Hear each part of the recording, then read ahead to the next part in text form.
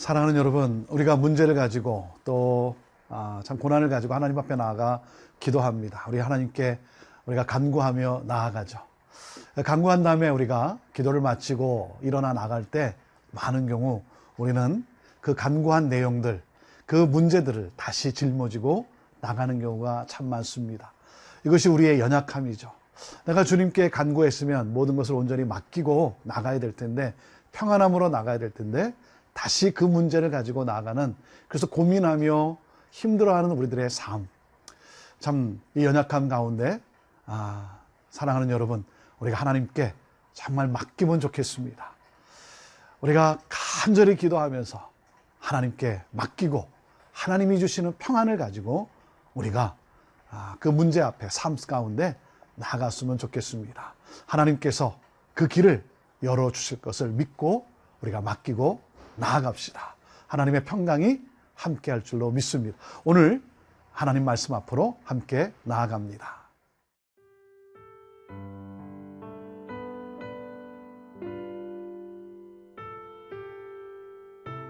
시편 55편 16절에서 23절 말씀입니다. 나는 하나님께 부르짖으리니 여호와께서 나를 구원하시리로다. 저녁과 아침과 정오에 내가 근심하여 탄식하리니 여호와께서 내 소리를 들으시리로다. 나를 대적하는 자 많더니 나를 치는 전쟁에서 그가 내 생명을 구원하사 평안하게 하셨도다. 옛부터 계시는 하나님이 들으시고 그들을 낮추시리이다. 셀라. 그들은 변하지 아니하며 하나님을 경외하지 아니함이니이다. 그는 손을 들어 자기와 화목한 자를 치고 그의 언약을 배반하였도다. 그의 입은 우유 기름보다 미끄러우나 그의 마음은 전쟁이요 그의 말은 기름보다 유하나 실상은 뽑힌 칼이로다. 내 짐을 여호와께 맡기라. 그가 너를 붙드시고 의인의 요동함을 영원히 허락하지 아니하시리로다. 하나님이여, 주께서 그들로 파멸의 웅덩이에 빠지게 하시리이다. 피를 흘리게 하며 속이는 자들은 그들의 날에 반도 살지 못할 것이나 나는 주를 의지하리이다. 오늘 말씀 시편 55편 16절에서 23절은 두 부분으로 나눌 수가 있습니다. 먼저 16절에서 19절은 시편 기자가 깨달은 바를 고백하고 있는 내용이고, 그리고 20절에서 23절은 이 대적들의 죄를 하나님께 고백하면서 심판을 하나님께 간구하면서 하나님을 신뢰하는 그러한 고백으로 마치게 됩니다. 자, 16절 읽습니다. 나는 하나님께 부르짖으리니 여호와께서 나를 구원하시리로다 그랬습니다.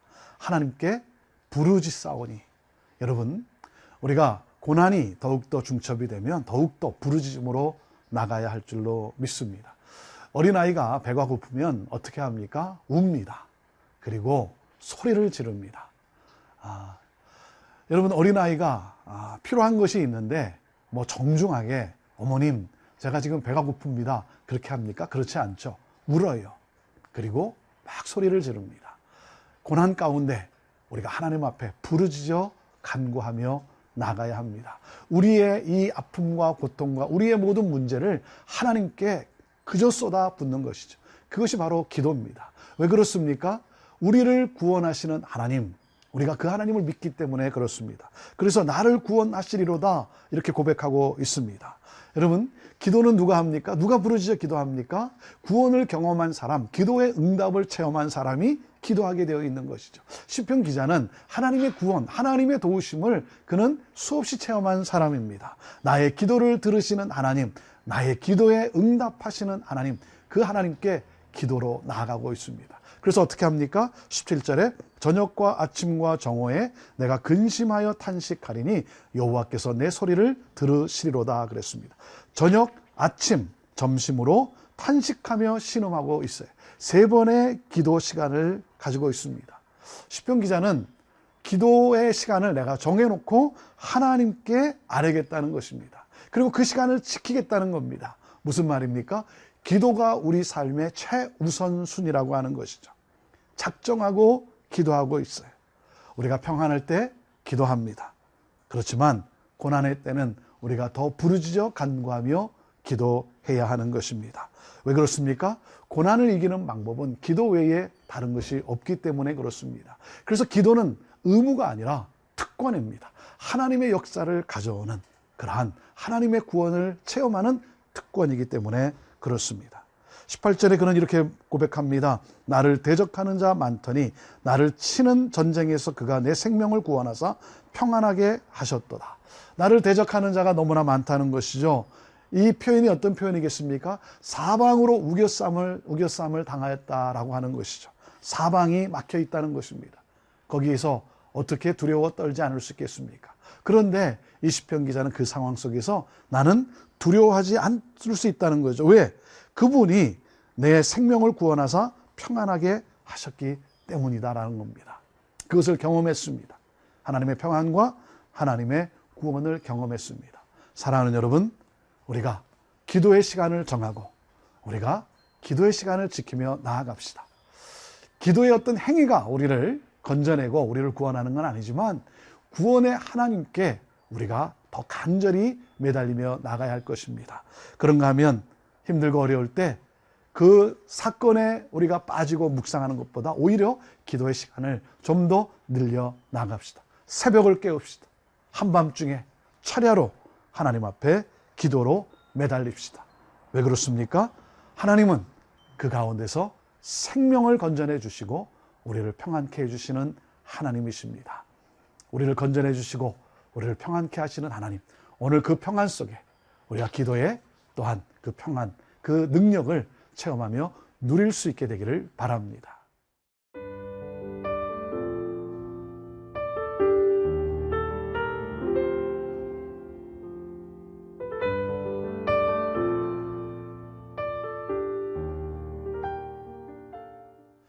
성경은 의인과 악인을 어떻게 구분합니까? 하나님을 경외하는가, 하나님을 경외하지 않는가, 이것으로 구분하죠. 자, 19절 말씀에 옛부터 계시는 하나님이 들으시고 그들을 낮추시리이다 셀라. 그들은 변하지 아니하며 하나님을 경외하지 아니함이니이다. 이 악인들은 하나님을 경외하지 않는다는 거죠. 하나님을 경외하지 않는다는 뭡니까? 하나님과의 약속을 어긴다는 거죠.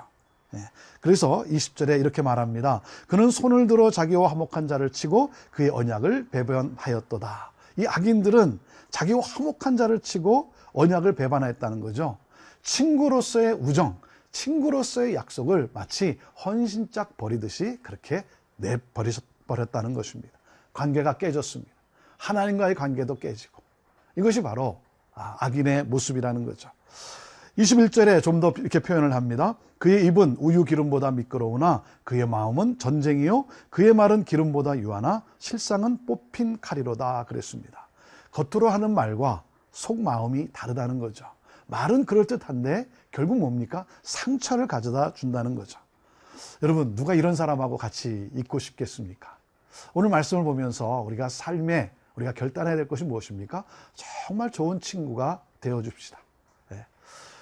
좋은 친구를 만나는 것도 복이지만 좋은 친구가 되어주는 것이 바로 축복의 통로인 것입니다.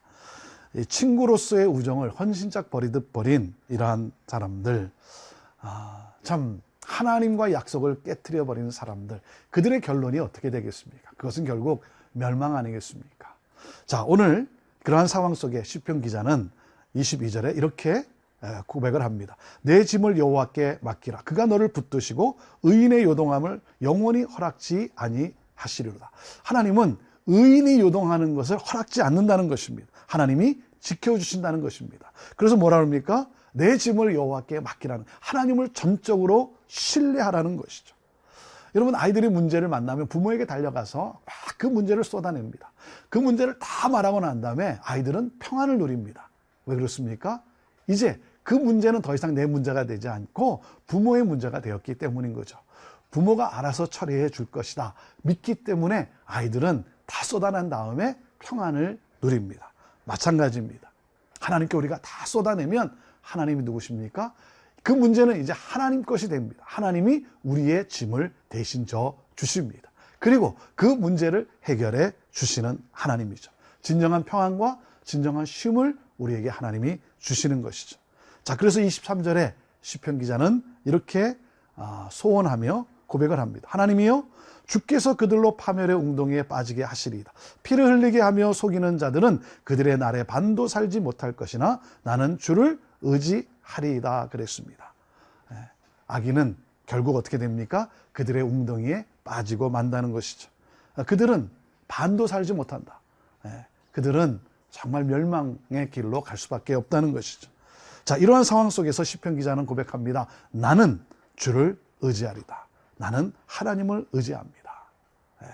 대적들이 멸망할 것을 나는 분명히 확신하고, 그리고 하나님이 나를 구원해 주실 것을 나는 또한 확신합니다. 그래서 하나님을 의지합니다. 사랑하는 여러분, 오늘도 우리가 주께 맡기고, 그리고 주님께서 그것을 다 책임져 주실 것을 우리가 분명히 믿기 까닭에, 하나님께서 알아서 처리해 주실 것을 믿기 까닭에 우리가 평안을 누릴 수 있게 되기를 바라고, 그 하나님을 더욱 신뢰하며 하나님이 하실 일을 기대하며 오늘도 우리의 얼굴에 웃음과 기쁨과 평안을 가지고 오늘도 우리의 삶 속에서 하나하나 모든 것 하나님의 뜻 가운데 이루어 나아갑시다. 성실하게 책임을 다합시다. 하나님은 우리를 지켜주시고 하나님은 우리에게 삶 속에 하나님의 평강과 하나님의 기쁨을 주시는 분이십니다. 그분을 신뢰하며 찬양합시다. 기도하겠습니다.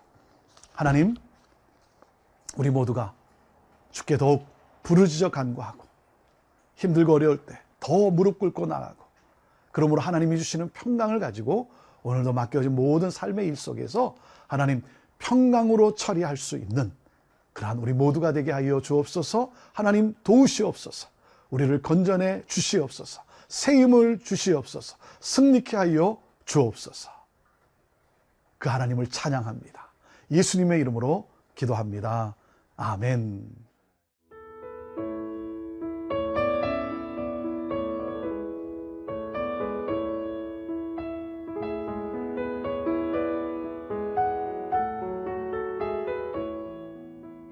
이 프로그램은 시청자 여러분의 소중한 후원으로 제작됩니다.